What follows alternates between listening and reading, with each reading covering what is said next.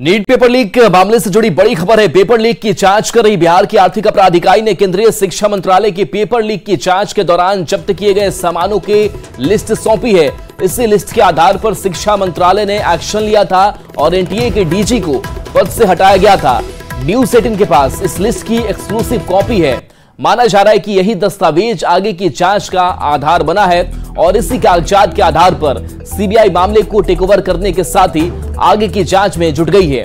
NEET paper leak मामले में केंद्र सरकार और शिक्षा मंत्रालय भी कड़े कदम उठा रही है, जिसका मकसद गड़बड़ी को रोकना और मेधावी छात्रों को इंसाफ दिलाना है।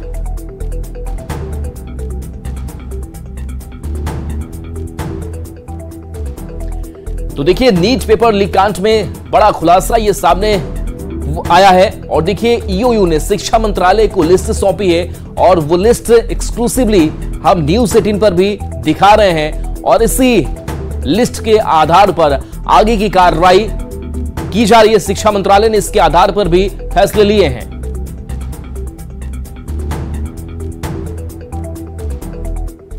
नीट पेपर लीक मामले में ईओयू के एडीजी नैयर हसनैन खां ईओयू ऑफिस पहुंचे हैं। देवघर से गिरफ्तार अभियुक्त से पूछताछ हो रही है। पूछताछ के बाद प्रेस रिलीज जारी हो सकता है। पूछताछ में अहम जानकारी मिलने की बात सामने आ रही है। गिरफ्तार लोगों से कई जानकारी मिली है।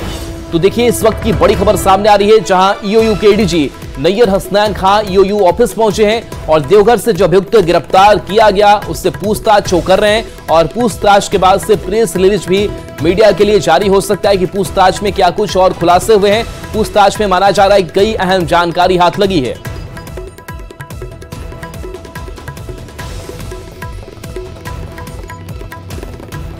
तो नीट पेपर लीक मामले में केंद्र सरकार की ओर से कड़े कदम उठाए जा रहे हैं। सीबीआई को सौंपी गई जांच से इस पूरे मामले की तह तक जाने की कोशिश भी की जा रही है।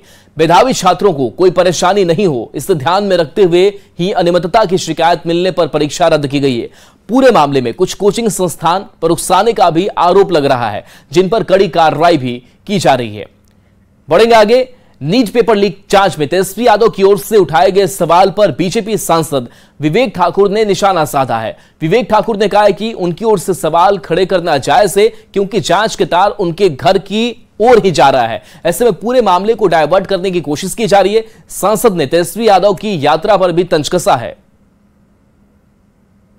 पूरा जांच अनुसंधान उन्हीं के घर की ओर जा रहा है, तो स्वाभाविक है कि घबराहट तो हो ही रही होगी, तो डाइवर्ट करने का प्रयास कर रहे हैं।